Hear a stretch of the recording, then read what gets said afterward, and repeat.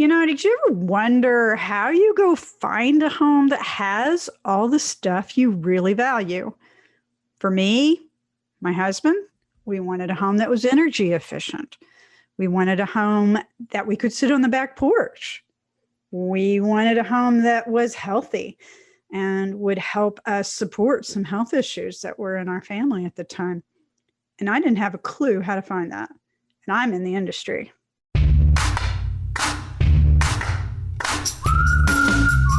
Living green or sustainably is about more than saving on your electric bill and doing your part to protect natural resources.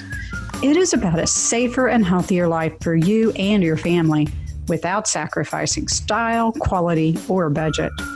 This is a movement to provide all of us with clean air to breathe and water to drink, safe, healthy food to eat and places to live, and energy to run the places where we live, learn, play, and work. The Everyday Green Home Podcast helps you get the value of green for you, your family, and your community. Whether it's green homes, green living, or the people who make it happen, join me, Marla Close, to learn how green and sustainability practices and products work for you and our world.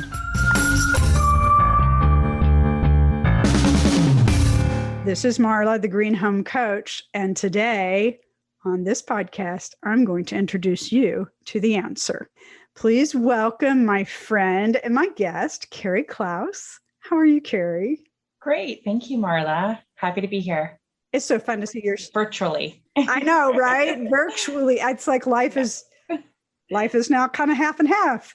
But honestly, you and I have never met in person.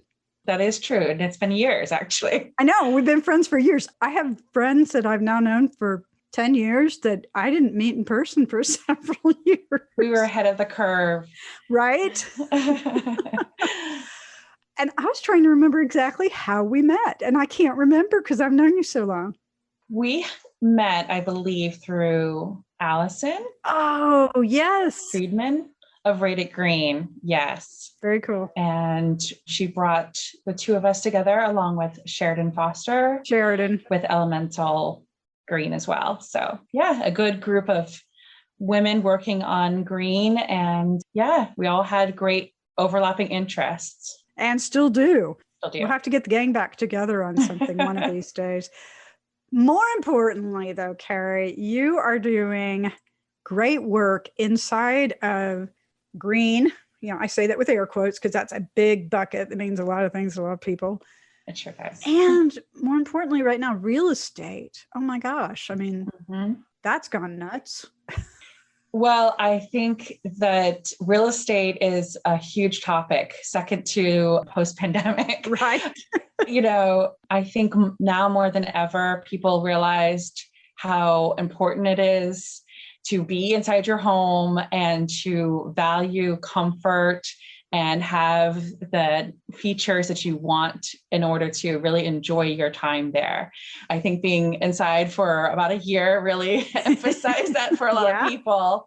And, real estate is a really interesting term right now because it's fluctuating in different ways. It's, the market is really hot for sellers. They can put their house on market and people are willing to buy sight unseen, but there's still some very interesting potential fluctuations coming out of the pandemic with work from home and so forth. And so how that might change the real estate industry. So it's really exciting and different time for everything. So much. And such a huge opportunity for those in real estate to be change agents. Mm-hmm. Yeah, absolutely. Yeah, it's been a lot of fun to speak with other agents across the country to see how markets are changing, both in the green industry, but just in the general real estate industry. So now that we've kind of tipped our hat a tiny bit on what we're going to talk about, let's rewind a bit and talk about how you started RealtySage. Well, I actually started a long time ago. I mean, in my head, at least. Quite a few years ago, I purchased a home in Arlington, Virginia, one of these 1930s Cape Cod homes, really adorable, but super energy inefficient and super outdated in pretty much every possible way. The systems, the appliances, the windows, I mean, you name it, there wasn't anything anything happening as far as comfort or energy efficiency. And after a renovation of the property, including, really getting into the walls and getting electrical and getting all new systems and appliances, I realized that there was going to be a problem with actually marketing this property on major sites like Zillow and Trulia, because they do not really emphasize or help educate these features and what it really means to buyers. So that's a downfall for buyers, but it's also a downfall for sellers at the end of the day. You go through renovations or you put solar on your home, like I have, and you put this investment in there to, make your home look and feel really great. And you may not get your return on investment if the buyers don't understand what they are. So it's important on both an internet basis for people to be able to look at that and see what these houses look like. And that's why we have RealtySage. And then it's also really important that you have experts who can help explain it.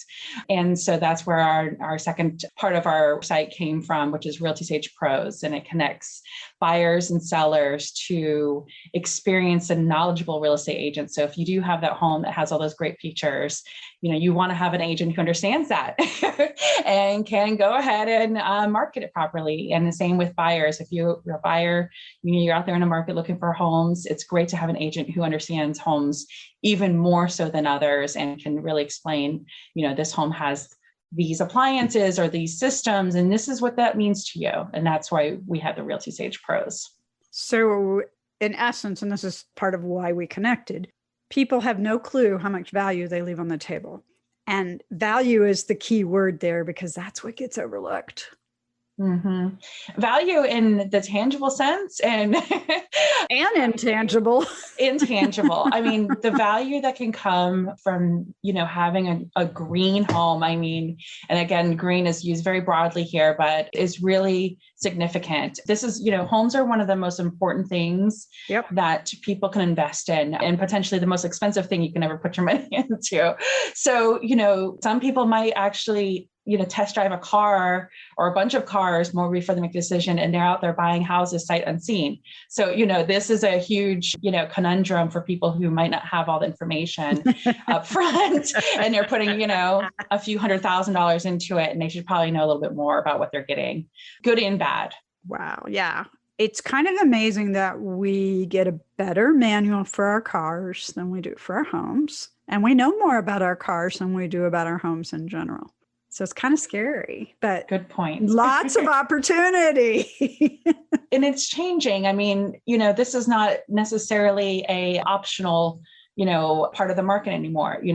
I think 5-10 years ago, these homes were far, and few in between. And now, a place like California, which tends to be a leader in real estate in the country, has mandated zero energy performance homes and solar.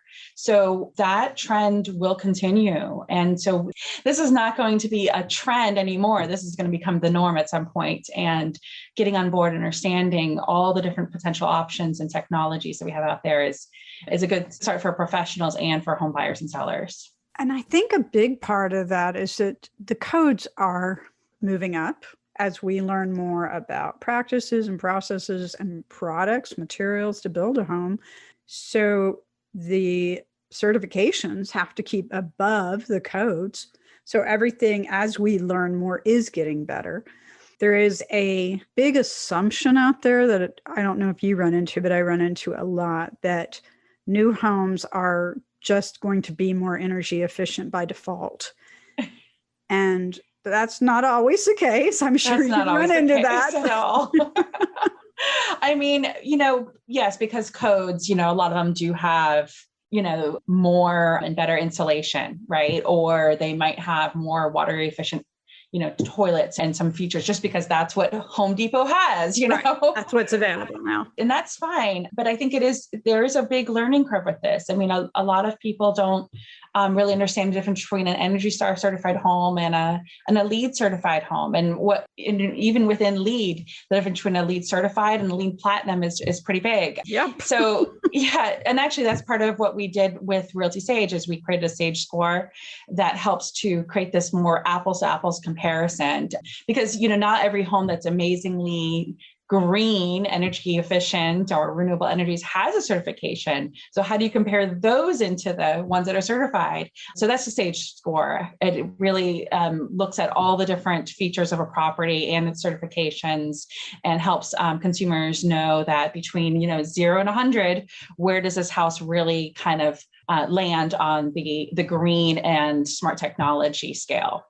I love the fact that the scale and the way y'all look at it takes everything into account that contributes to a healthier, more comfortable lifestyle available from that home. I mean, I love always saying it. You want a home that looks good and performs well, right? Yeah, right.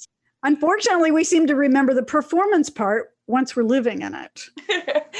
Yeah, that's true. It's sort of funny. I ran into somebody not too long ago, and she's, first time home buyer. And I said, "Oh, that's fantastic. Tell me all about it. I'd love to hear your story." She's like, "Well, I bought this house and it was inside DC and I loved it, but I didn't realize that my energy bills were going to be many hundreds of dollars per month." And I said, "Whoa, that probably shouldn't be that expensive. What's going on?" And I had to go through and explain to her that she really needs to get an energy audit. She really needs to get more thorough inspection done on the property and really find out what's going on. And that cost of the energy bills for her was way out of her budget. She had not planned for that. And that was a big concern. That might be out of the ordinary for most people, but it really is something that can play on both sides where, having solar on the property, for example, if people aren't really considering the benefits to having solar on their property, that they can save hundreds of dollars potentially in their energy costs, then great. So it can play both ways and really understanding, how your home is performing.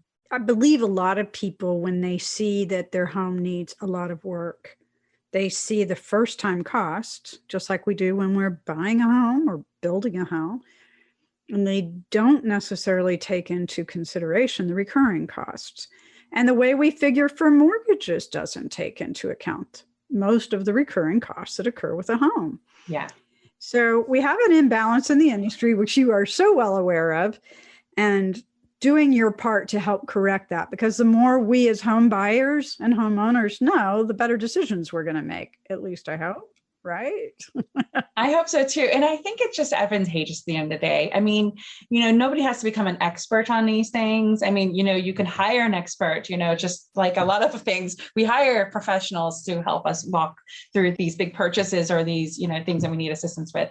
So I think that's where the expert comes in and helps us understand how we can, look at these properties and understand their benefits and their cost. But I definitely think that there is an imbalance. I think that will start to change.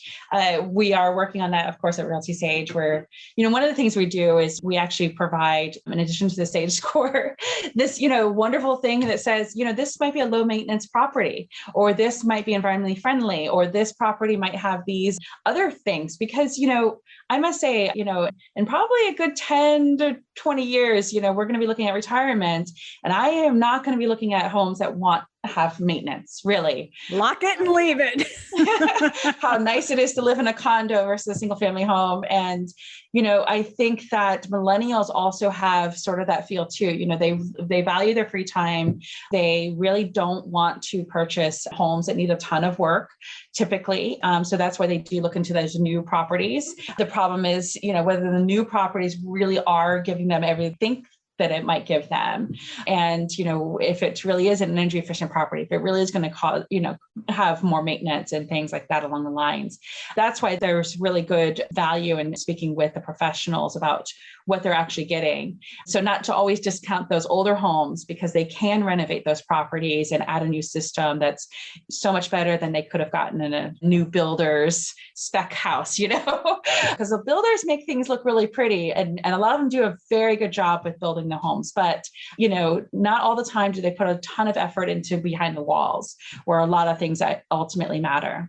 And that's the hardest to replace. And if a home has good bones, which a lot of older homes, i.e. 75 years old, 100 years old, they were built differently, but they were built very sturdily many times. Yeah. And some of the homes built latter part of the century might have had a little different approach. So yeah, this is where I love your advice, because this is exactly where it pays to spend a few hundred extra dollars and really understand what you're getting into. And you brought up millennials. So I want to dig in further to this topic, because this one is hot right now in the home building industry, in real estate, which obviously are hand in glove, as well as just millennials are now at their point where they are making a huge impact on our culture, on our economy, on our society. And things, I feel like many things got ramped up that millennials were already in support of through the pandemic, which, I'm one of those people that's really hoping that we keep some of the good that we learned from this. So we'll see. Yeah. But what is the story? So millennials are buying homes like crazy. Yes, they are. So what's the story with millennials? I mean, it's sort of funny because so much time, energy, and money went into figuring out this really important group. And I feel like the pandemic sort of threw it into a tailspin, because, in talking with the real estate agents across the country and, my own experience in my company, some things are really consistent still coming out of the pandemic. Millennials are still the largest group of home buyers right now. Right. They kind of separate them into younger millennials and older millennials. So younger millennials are on their first home buying kind of course, they're in their early 20s and they're doing that. The older millennials, that age group that tends to be towards the 30 up to the 40 age range, actually might be on their second home buying purchase. They might have bought a condo and now they're having a child or two or whatever it might be, and they want a little bit more space, or onto their second home buying purchase. So they are the largest. So what is still remaining pretty consistent that we're hearing is, new homes are still a pretty consistent demand over older homes. Again, it's that valuing that time and things. Again, I think that might change if people don't understand that, having some homes that are built well, but can be renovated with, solar or some better system things might actually be a great option too. Another thing is that they are still sticking with is, those eco-friendly homes. They want them very livable. They want them comfortable. They want them automated too. They love smart technology. No surprise there. Got to drive it with the phone.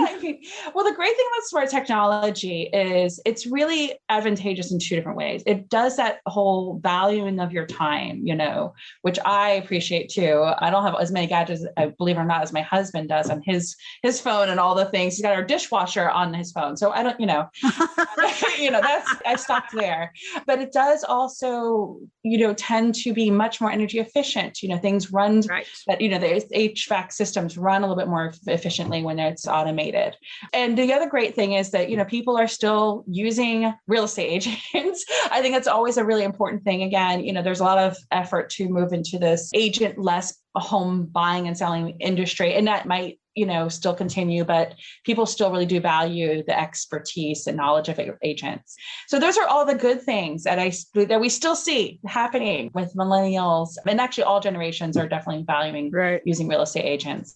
But I think one thing that was really fascinating, and I don't have the answer to this, is why millennials chose to live where they lived. Now, pre-pandemic, they chose it. I mean, according to the National Association of Realtors, and they put out this report every year, and it's really fascinating stuff.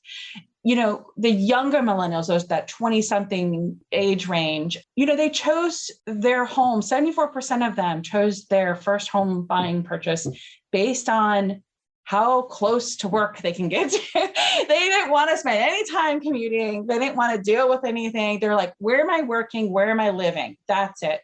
Older generations want to be closer to family, or they might care about school system, and there's more factors into there, not millennials, not at least the younger group. So what happens in a post-pandemic work from home situation?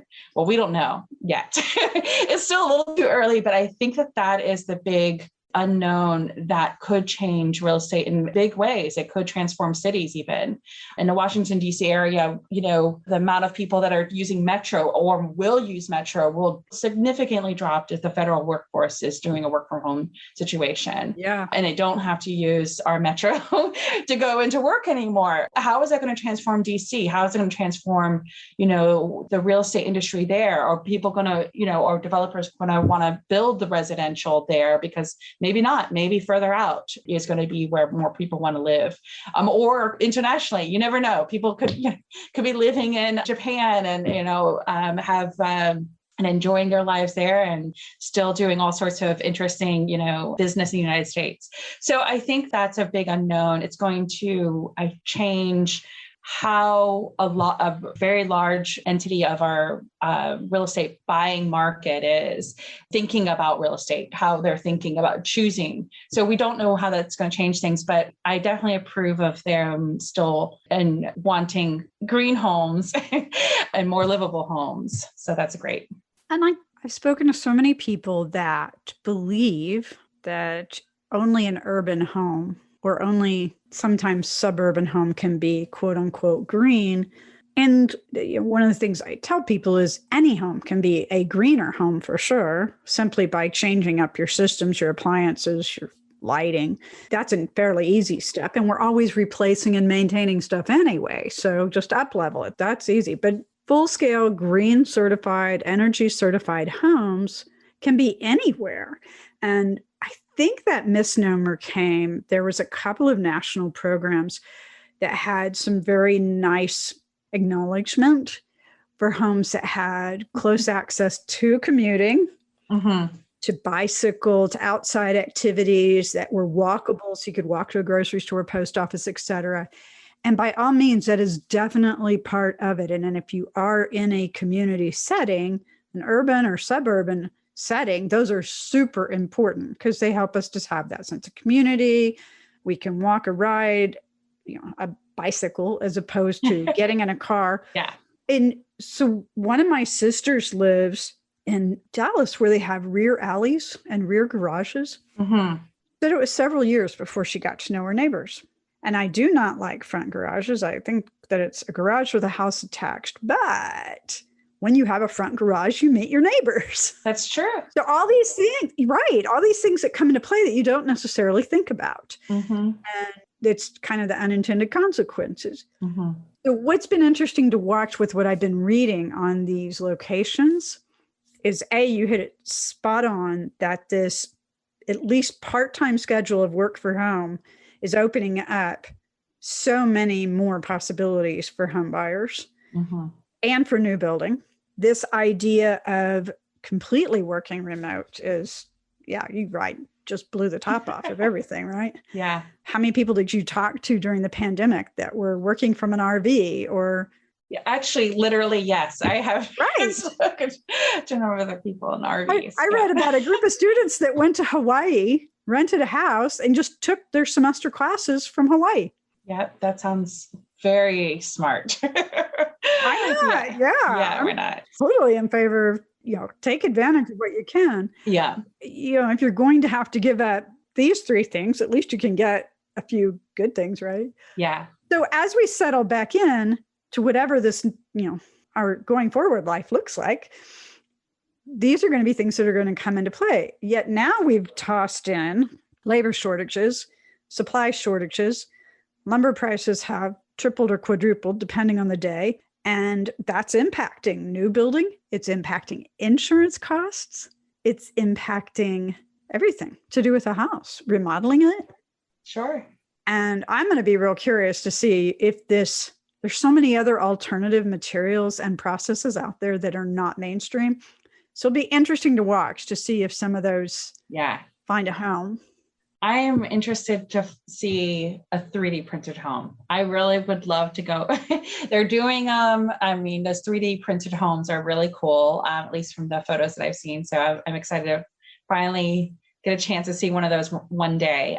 I think that this is a really exciting time for real estate in a whole bunch of different ways. I think to your point, there's a housing shortage in a lot of parts of the country. It is hard to find a house. Mm-hmm. Will commercial real estate convert? That's a big question. Yeah. We're not going to need as much commercial space if we continue. Right. So are these commercial office buildings going to now become, apartments and condos? What are our opportunities? So I think it's an exciting time. I actually think that this can be one of the best ways we can look at real estate in a green way. For example, my problem has always been, the idea that we vacate our property, our homes, for whatever, 8, 10, 12 hours a day. And then we go sit in another building for, the other part of the day. Mm-hmm. And now we've basically used 2 different buildings for the same person. And if we're doing more of a work from home situation, how much land can we regain, or how much land or opportunities we have for, improving our housing shortages and things like that. So I actually think that this is a really interesting time to potentially and hopefully solve a lot of our problems on a whole different range of topics, whether it's green or just, looking at kind of an economic situation. So, and to your point though, I don't want to say that everybody's going to flee the cities.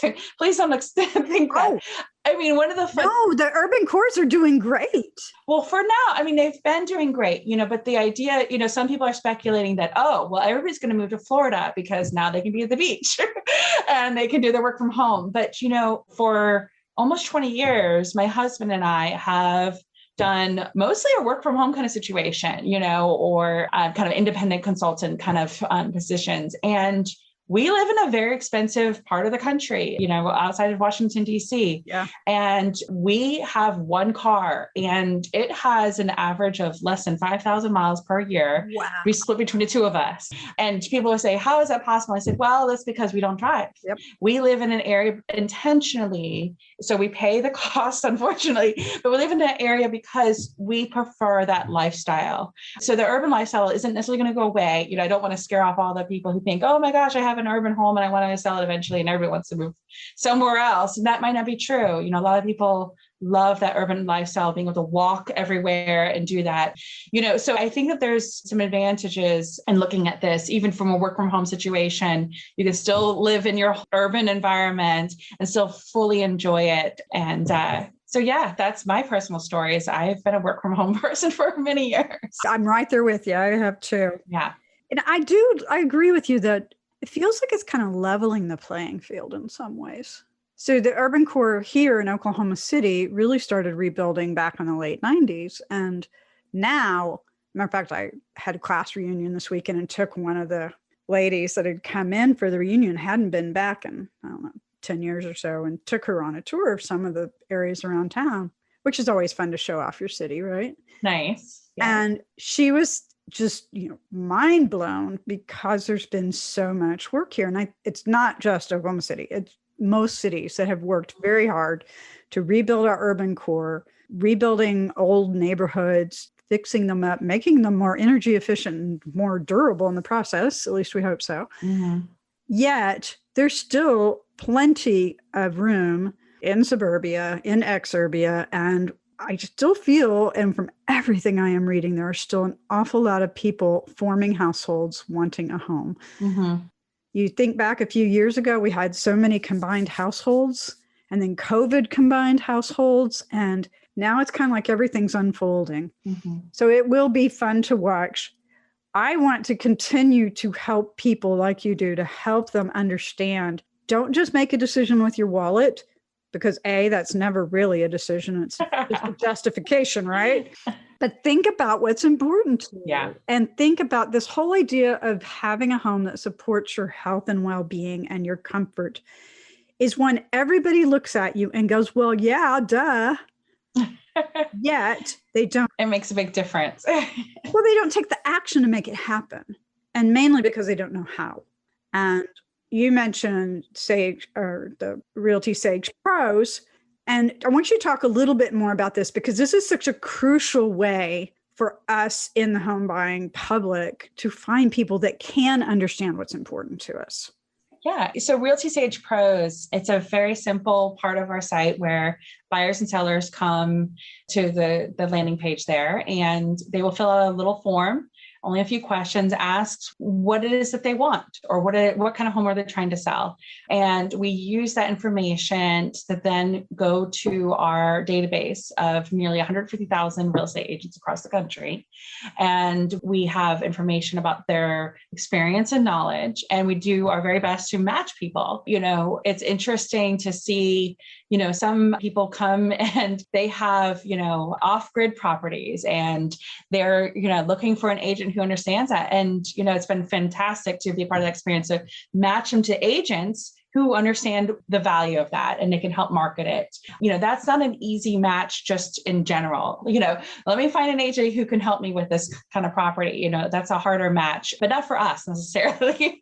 So that's our niche, and that's where we're working on. But we do have a lot of people who come to the site who just want really good agents, honestly. They're not super knowledgeable in green or any of these other great things, but they just want agents who can help them through they know or more experience and knowledge, and help them through the process. So, we have people who don't select any green features that they're particularly looking for, so we match those with agents who can help them still and provide them with a better purchasing experience. So I hadn't thought about that, because if you don't have someone to ask and to refer you to someone from a personal experience, especially if you're moving to a new city, knowing where to start, that's a really great idea. I hadn't thought of that.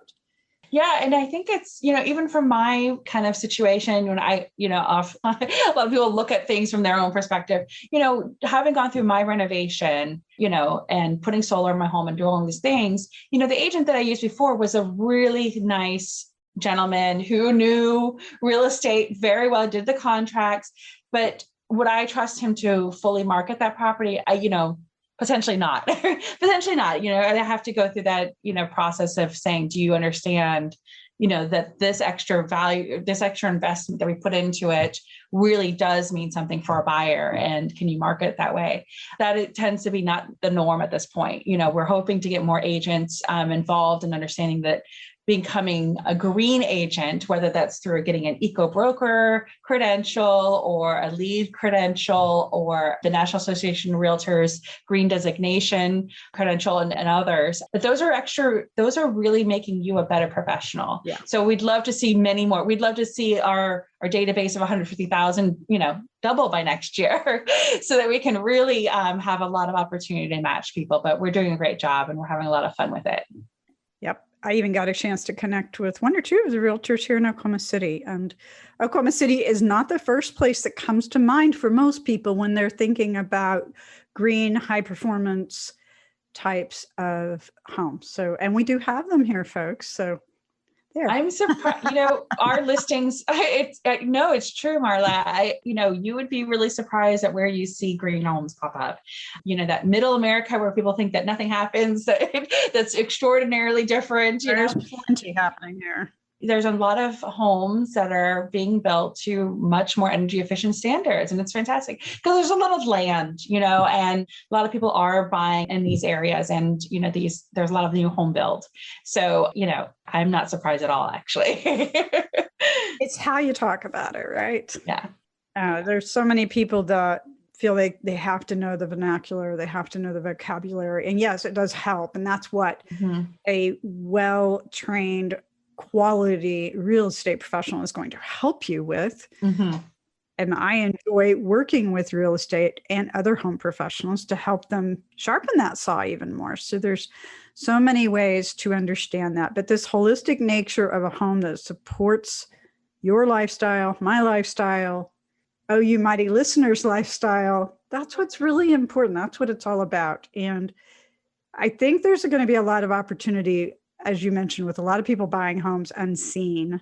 I think there could be a lot of potential for people to up-level those homes as they bring them more on par with what they want to live, the kind of lifestyle they want. So yeah. It'd be interesting to watch. It will. And I think there's a lot of great resources. I mean, we have that on our website, RealtySage.com, a lot of resources. And I'm sure you do as well. Marla have some great resources to offer. One of my favorite resources for the listeners is a site called Desire. Mm-hmm. And it's spelled DSIRE. So if you are, a person who's interested in buying that new HVAC system or appliances and would like to save some money on it, because that's the great thing is there are ways to get some rebates or tax credits. There's a lot of opportunities. So we have some information, and Desire has, is one of the best ones in the country to link to. I agree. So it's not always that expensive, actually. It can be a great, opportunity. Even with EV cars, electric vehicle cars, the subsidy on those is going to be increasing in next year. So people who are interested in cars will have even better opportunity to save some money in getting that. Many opportunities to make investments, perhaps a little differently than we've thought about them in the past. Absolutely. So, as you know, one of your biggest fans, I'm excited that we are able to join forces and help promote each other. So you can learn more on the Green Home Coach website as well. We're ramping up more information about it. And I look forward to seeing where this all goes. I feel we are at the cusp of some mighty, mighty things. So, yeah. Well, we'll have to do a follow-up in 6 months or a year and see where there you go. And replay and listen to what we said and say, oh, did that ring true? What's going on now with the real estate industry and with the green homes industry? I'm really excited to see some new things happen in the next couple of years and see where we can go from there. Yes, I definitely agree. And just my involvement at the National Association of Home Builder level, we're seeing so much more mainstreaming of thought. And that's very encouraging. There's a lot of recognition that this whole quote unquote green home thing is really a lot bigger than that. Mm-hmm. Yeah. So sounds good. Y'all stay tuned. We are going to list the resources that we've talked about during this podcast in the show notes.